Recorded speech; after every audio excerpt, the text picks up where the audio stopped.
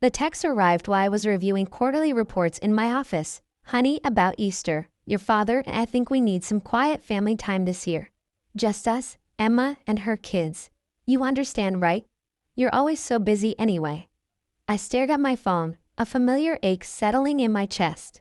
My name is Olivia Mitchell, and at 34, I'd just been uninvited from another family holiday. The irony wasn't lost on me. Being the busy, successful one had somehow become a convenient excuse for my family to exclude me.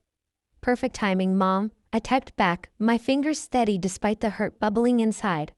I was actually thinking of doing something different this year. The response was immediate. Oh good. You're not upset.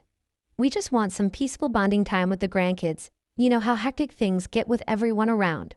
By everyone, she meant me.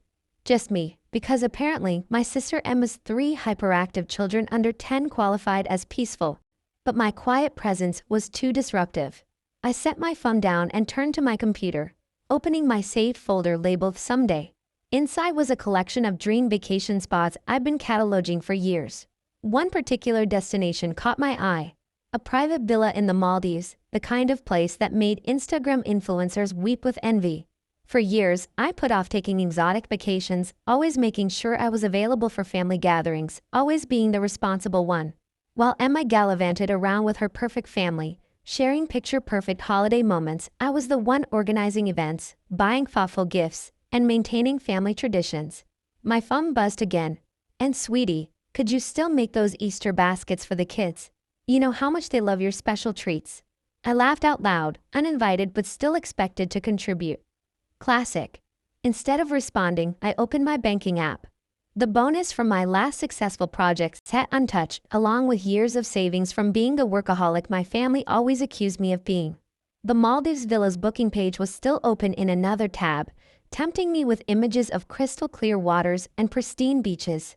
Sometimes, my therapist had told me just last week, the best response to being excluded is to create something better for yourself. I clicked book now.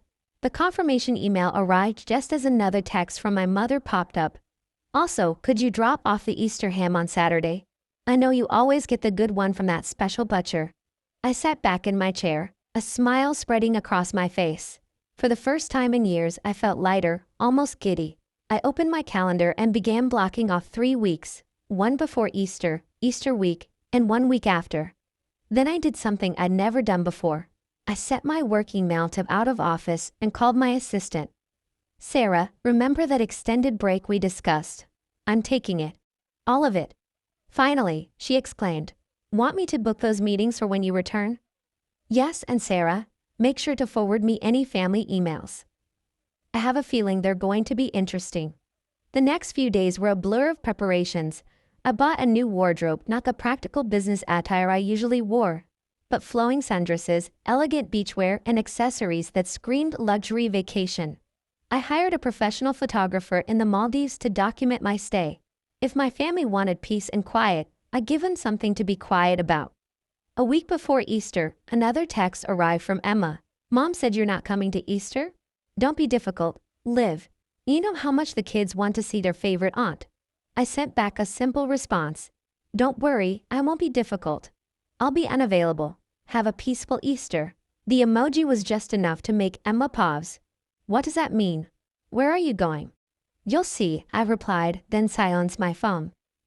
The morning of my departure, I posted a simple photo on Instagram, my passport next to a first-class ticket, with the caption, "Time for some peace and quiet of my own," was the first personal post I'd made in months, breaking my usual pattern of sharing only work achievements and family event photos.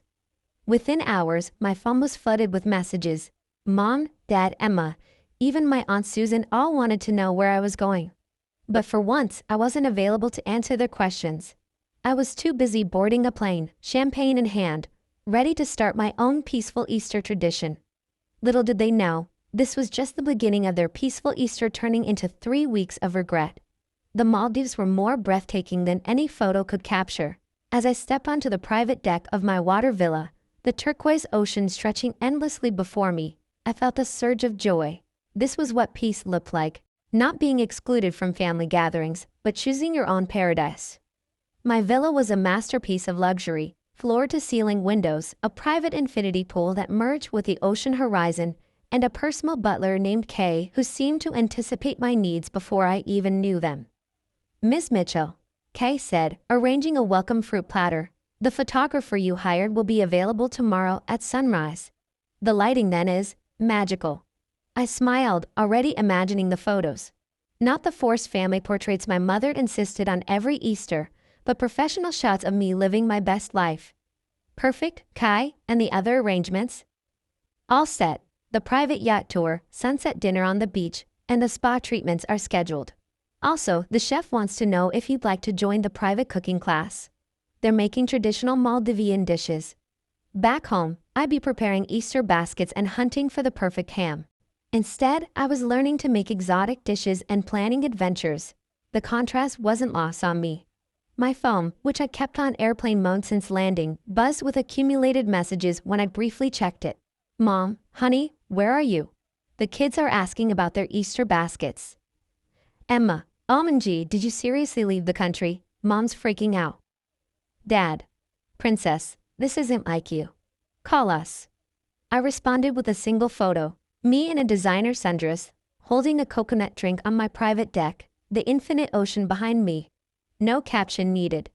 The response was immediate. Emma called 3 times in succession. I declined each call with a serene smile, then sent her a video of a pod of dolphins playing near my villa. "Is that where you are?" she texted back. "That looks like one of those super luxury resorts. How can you afford that?"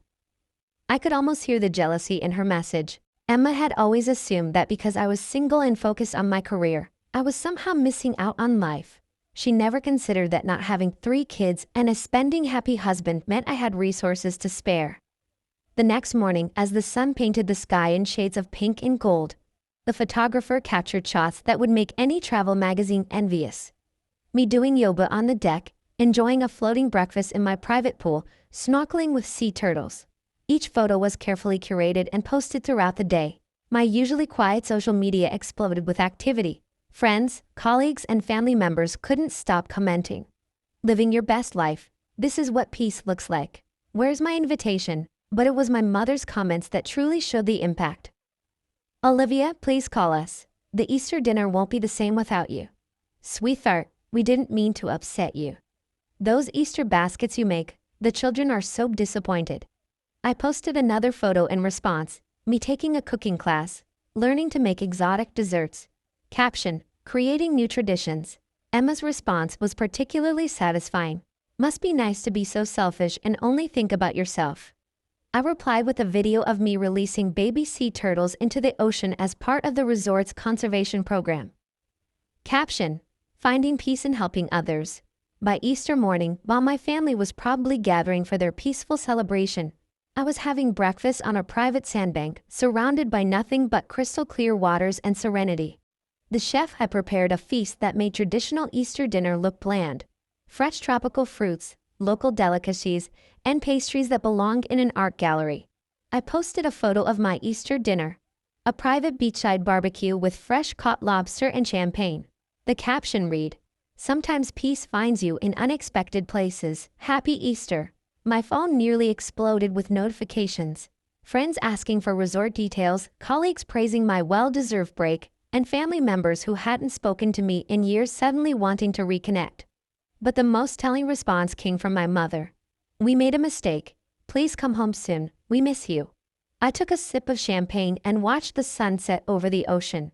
Going home soon. I was just getting started. This wasn't just a vacation.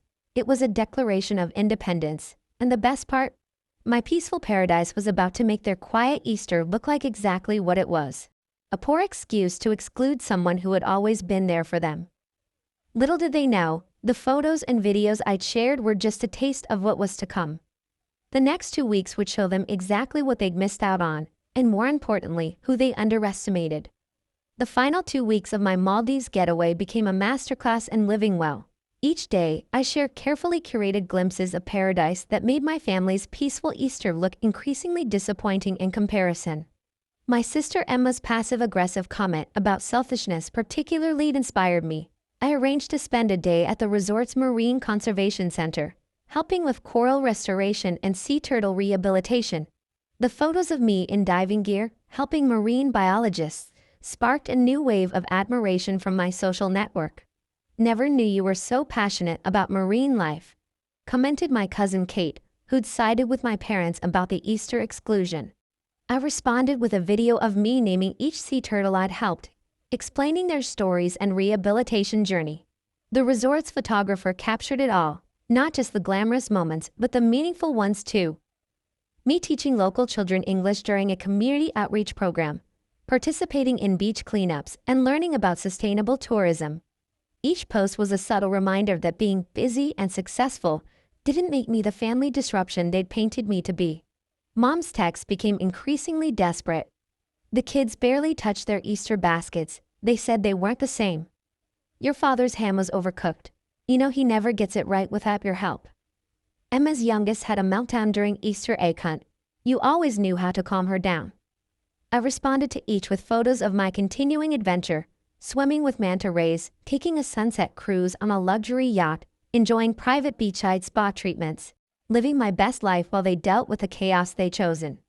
Then came the turning point. Emma posted a family photo from Easter dinner, everyone trying to smile but looking strained. Her caption read, "Family peace and quiet, missing some noise though." I waited until evening in the Maldives to respond. Mind you, they'd all be awake back home.